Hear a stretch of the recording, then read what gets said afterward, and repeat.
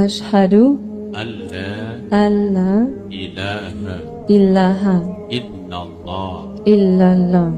அஸ்ஸலாமு அலைக்கும். அன்பார்ந்த உறவுகளே, ஒரு காலம் இருந்தது, அமெரிக்கா போன்ற நாடுகளில் இஸ்லாத்துக்கு எதிராக பல காழ்ப்புணர்ச்சிகளை மேற்கொண்டே இருந்தார்கள்.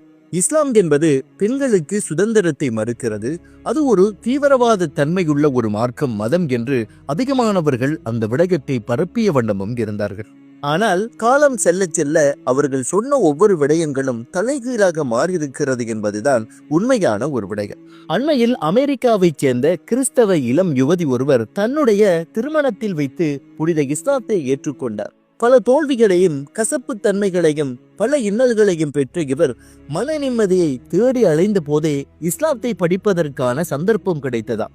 அதன் பிறகு இஸ்லாமிய நண்பரை திருமணம் செய்து கொண்டு அந்த திருமணத்தில் வைத்தே இஸ்லாத்தை தழுவிருக்கிறார். இந்த காணொளி சமூக ஊடகங்களில் நல்ல வரவேற்பையும் பெற்றிருக்கிறது. இந்த தம்பதிகளுக்கு அதிகமான பாராட்டுகளையும் உலக மக்கள் தெரிவித்த வண்ணம் இருக்கிறார்கள். அண்மையில் இவ்விருவரும் புனித மக்காவுக்கு உம்ரா கடமைக்காக வந்தார்கள் என்பதும் குறிப்பிடத்தக்க ஒரு